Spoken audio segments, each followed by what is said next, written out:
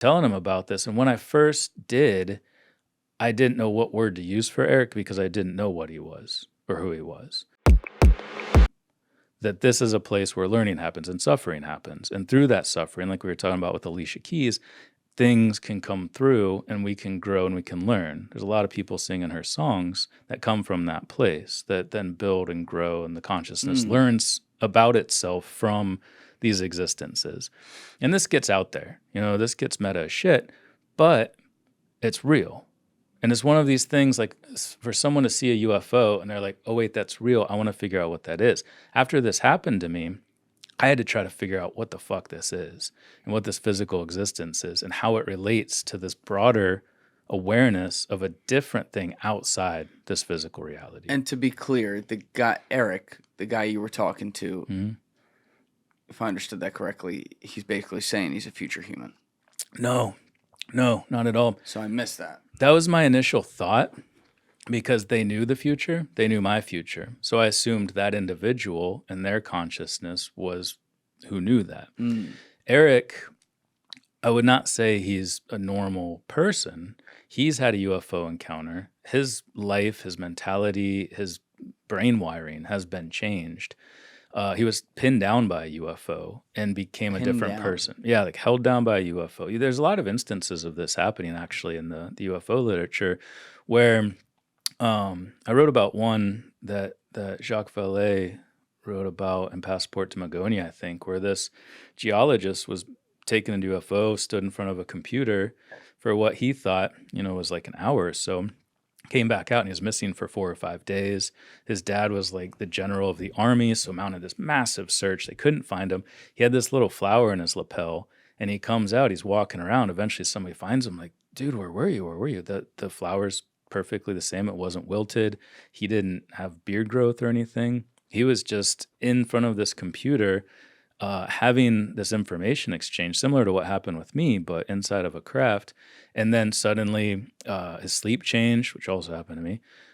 He knew things. He was already in college, and he just didn't really even have to go to class anymore. He just knew everything they were talking about. He would take math classes, and it was just intuitive. It was in there. So Eric sort of experienced that same sort of thing because I've gotten to know him. I was scared shitless to talk about this. It really fucked me up. Oh, so you still talk with him? Yeah. It was actually the first time I ever talked about this publicly was with Jesse Michaels, because he was one of the first people I told about it. I was already doing something with him in December. This happened in mid-October, so it was still pretty fresh. And I was solidly fucked up for like 3 months. First 3 weeks, 4 weeks were really tough, but then even by the time I was hanging out with him in LA, it came up, and I needed to unload, and he's just looking at me like, what? and then he brought me back down about 6 or 7 months later, and I got the sense he would want to talk about it, because it's kind of a weird thing, and I think it has helped a lot of other people by talking about this, because I've found a lot of people have had similar experiences and don't know what to do with it, in the same way that I was struggling to attempt to fit it within my worldview box as well. So yeah, I was telling him about this, and when I first did, I didn't know what word to use for Eric because I didn't know what he was or who he was. And I assumed his consciousness, his body. I had no reason to think otherwise. And then I was sitting, his doco came out right before Thanksgiving, and I was sitting at the Thanksgiving table. We were about to eat, and he pops up on Facebook Messenger. He found me and sent me a message, and his face that came up, he still has his profile picture. You can go look at it if you want. It's hilarious. But it's all like mesmeric and like flowy colors, and it's right here, just like he was in my face when he's doing this thing. And it said, I think it's time for us to talk. That was his message to me. So already eerie ass picture, really cryptic message. I think it's time for us to talk. And it really triggered me hard. Like it sent me back to all those things I'd been coping with, that I did cope with, and that got better, but put me right back there. Yeah. Like, oh shit, he's real. He's a person, and I've got to know him. He is a person. What is his background? I don't really know a lot of details. A lot of things we talk about tend to be related to this. He's open about this. Heidi also willing to tell her story. I don't think she enjoys doing it as much, but Eric is really trying to help people. And he does have a fascinating backstory that I think really helps to conceptualize a lot of why he was there and how he was used and why he was used, because he does have abilities that I think stem from his UFO encounter that allowed him to shoot that information into my brain harder than most people could, and faster too, because there was a timetable. Like, there were people coming into this room. By the time they let me out, I mean, there's probably 15 or 20 people in there. I don't know. And I couldn't. 15, 20 people. Yeah. And in you've this been having VIP this room. telepathic conversation. Outside on the porch, yeah. And it was crazy because I couldn't even lift my head to see. Like, as I walked through the room, somebody put their hand on my arm and said, "Are you okay?" Because again, there was, as I learned later, there was some concern about what was happening. I just go, walked out of the room, down the hall. Fortunately, I was only about 5 doors down from that VIP room where this party was gathering. Laid back, slept for 13 hours, woke up, cried uncontrollably for like 4 or 5 hours. Went downstairs into the foyer to give a book to my friend John Dover. We were just in the George Knapp's doco together. I've known him for a while. Gave him my second book, and as I'm doing that, just bursting from the inside with all of this emotion and confusion and ontological shock, essentially, Eric comes around the corner. There's no reason for him to have been there at that time. Comes around the corner, puts his hand on my shoulder and says, "Are you okay?"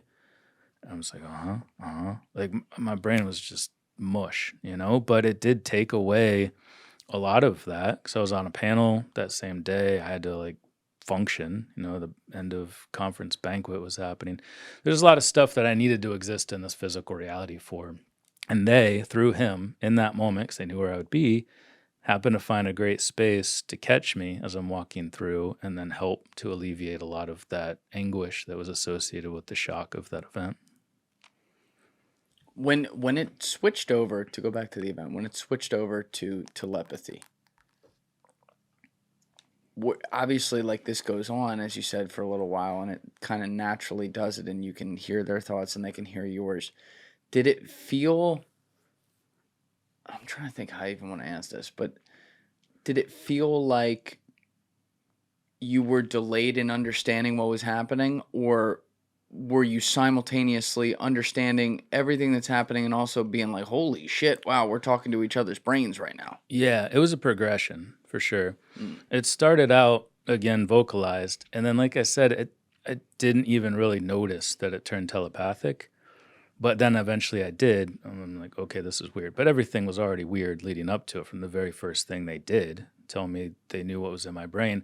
But then, yeah, it was kind of this accelerating curve of the speed at which it happened and the understanding, and it was kind of like a remembering, like I'm just and able to then take that awareness, get my own consciousness out of the way, because I needed that to happen to put the stuff in it in the first place. So I did start to kind of remove my consciousness from this vessel, which allowed me greater clarity in the things that were said and a faster rate with which I could understand them. Watching the video, guys, if you haven't already subscribed, please smash that subscribe button and check out this clip's full podcast episode by clicking here